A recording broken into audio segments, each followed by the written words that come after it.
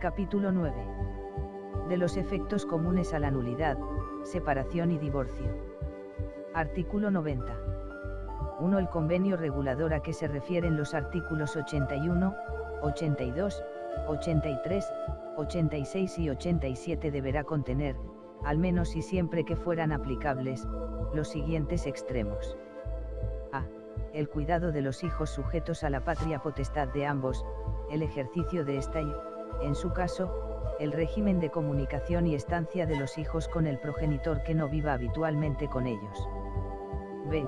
Si se considera necesario, el régimen de visitas y comunicación de los nietos con sus abuelos, teniendo en cuenta, siempre, el interés de aquellos. C. La atribución del uso de la vivienda y ajuar familiar. D. La contribución a las cargas del matrimonio y alimentos, así como sus bases de actualización y garantías en su caso. E. La liquidación, cuando proceda, del régimen económico del matrimonio. F. La pensión que conforme al artículo 97 correspondiere satisfacer, en su caso, a uno de los cónyuges. 2. Los acuerdos de los cónyuges adoptados para regular las consecuencias de la nulidad, separación y divorcio presentados ante el órgano judicial serán aprobados por el juez salvo si son dañosos para los hijos o gravemente perjudiciales para uno de los cónyuges. Si las partes proponen un régimen de visitas y comunicación de los nietos con los abuelos, el juez podrá aprobarlo previa audiencia de los abuelos en la que éstos presten su consentimiento. La denegación de los acuerdos habrá de hacerse mediante resolución motivada y en este caso los cónyuges deberán someter, a la consideración del juez, nueva propuesta para su aprobación, si procede. Cuando los cónyuges formalizasen los acuerdos ante el secretario judicial o notario y estos considerasen que, a su juicio, alguno de ellos pudiera ser dañoso o gravemente perjudicial para uno de los cónyuges o para los hijos mayores o menores emancipados afectados, lo advertirán a los otorgantes y darán por terminado el expediente.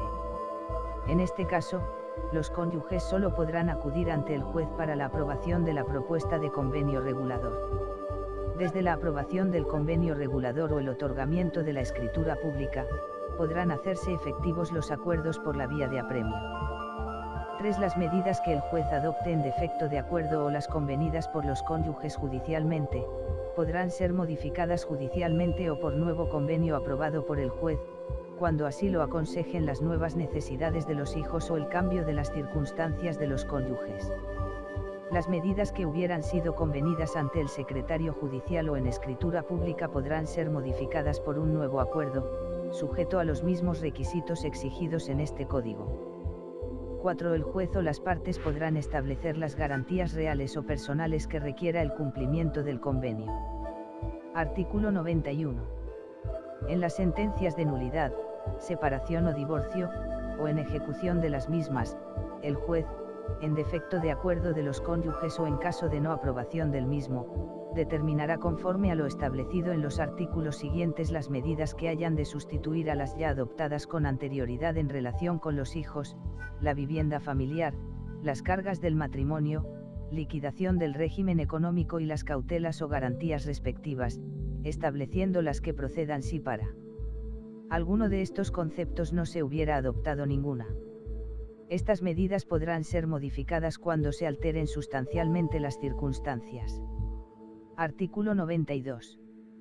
1. La separación, la nulidad y el divorcio no eximen a los padres de sus obligaciones para con los hijos. 2. El juez, cuando deba adoptar cualquier medida sobre la custodia, el cuidado y la educación de los hijos menores, velará por el cumplimiento de su derecho a ser oídos. 3. En la sentencia se acordará la privación de la patria potestad cuando en el proceso se revele causa para ello. 4. Los padres podrán acordar en el convenio regulador o el juez podrá decidir, en beneficio de los hijos, que la patria potestad sea ejercida total o parcialmente por unos de los cónyuges. 5. Se acordará el ejercicio compartido de la guarda y custodia de los hijos cuando así lo soliciten los padres en la propuesta de convenio regulador o cuando ambos lleguen a este acuerdo en el transcurso del procedimiento. El juez, Al acordar la guarda conjunta y tras fundamentar su resolución, adoptará las cautelas procedentes para el eficaz cumplimiento del régimen de guarda establecido, procurando no separar a los hermanos. 6. En todo caso, antes de acordar el régimen de guarda y custodia, el juez deberá recabar informe del Ministerio Fiscal, y oír a los menores que tengan suficiente juicio cuando se estime necesario de oficio o a petición del fiscal, partes o miembros del equipo técnico judicial, o del propio menor, valorar las alegaciones de las partes vertidas en la comparecencia y la prueba practicada en ella, y la relación que los padres mantengan entre sí y con sus hijos para determinar su idoneidad con él. Régimen de guarda. 7. No procederá la guarda conjunta cuando cualquiera de los padres esté incurso en un proceso penal iniciado por atentar contra la vida, la integridad física, la libertad, la integridad moral o la libertad e indemnidad sexual del otro cónyuge o de los hijos que convivan con ambos. Tampoco procederá cuando el juez advierta, de las alegaciones de las partes y las pruebas practicadas, la existencia de indicios fundados de violencia doméstica. 8. Excepcionalmente, aun cuando no se den los supuestos del apartado 5 de este artículo, el juez, a instancia de una de las partes, con informe favorable del Ministerio Fiscal, podrá acordar la guarda y custodia compartida fundamentándola en que solo de esta forma se protege adecuadamente el interés superior del menor. 9. El juez, antes de adoptar alguna de las decisiones a que se refieren los apartados anteriores, de oficio o a instancia de parte, podrá recabar dictamen de especialistas debidamente cualificados, relativo a la idoneidad del modo de ejercicio de la patria potestad y del régimen de custodia de los menores.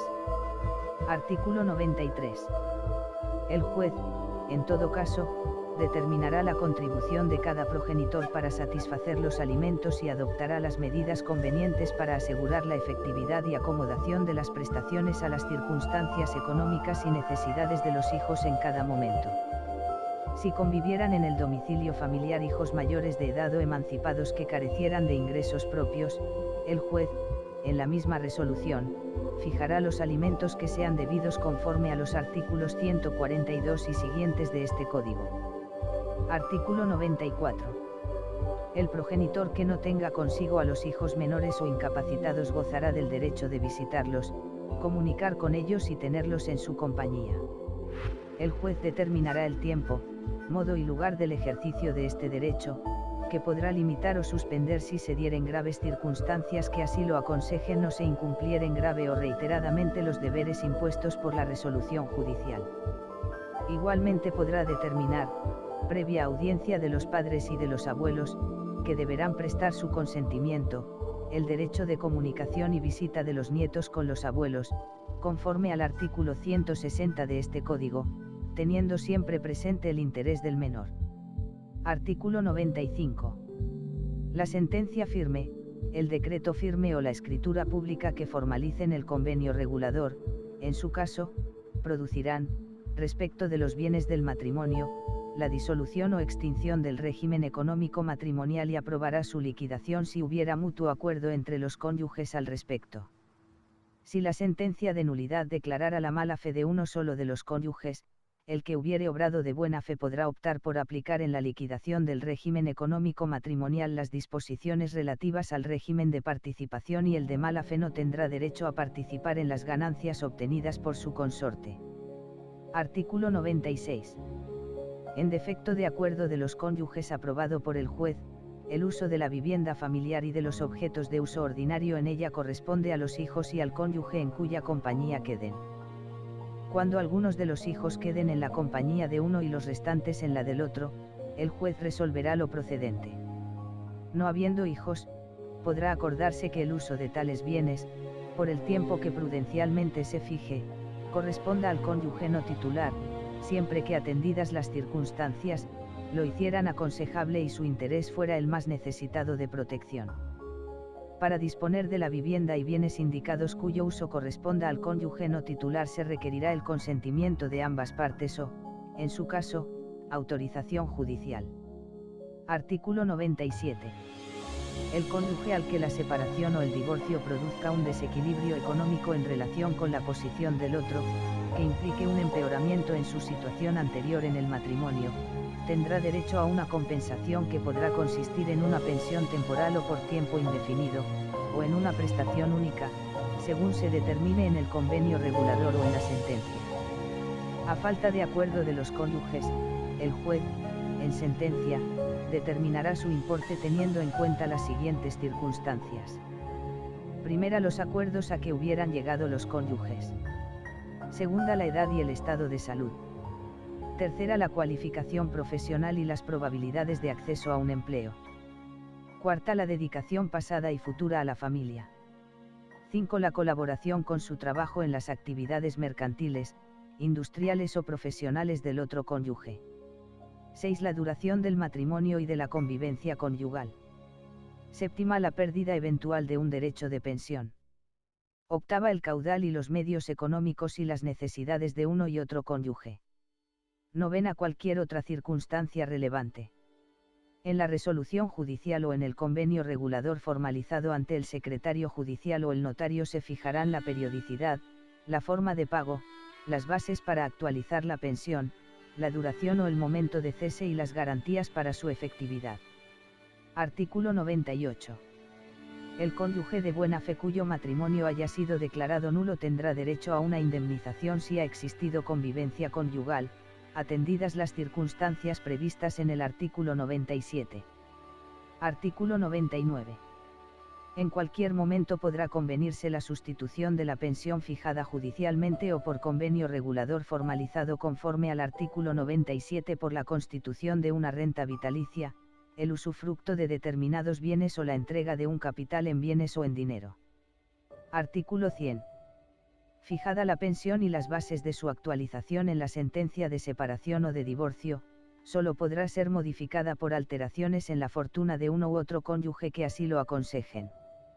La pensión y las bases de actualización fijadas en el convenio regulador formalizado ante el secretario judicial o notario podrán modificarse mediante nuevo convenio, sujeto a los mismos requisitos exigidos en este Código. Artículo 101. El derecho a la pensión se extingue por el cese de la causa que lo motivó, por contraer el acreedor nuevo matrimonio o por vivir maritalmente con otra persona. El derecho a la pensión no se extingue por el solo hecho de la muerte del deudor. No obstante, los herederos de éste podrán solicitar del juez la reducción o supresión de aquella, si el caudal hereditario no pudiera satisfacer las necesidades de la deuda o afectara a sus derechos en la legítima.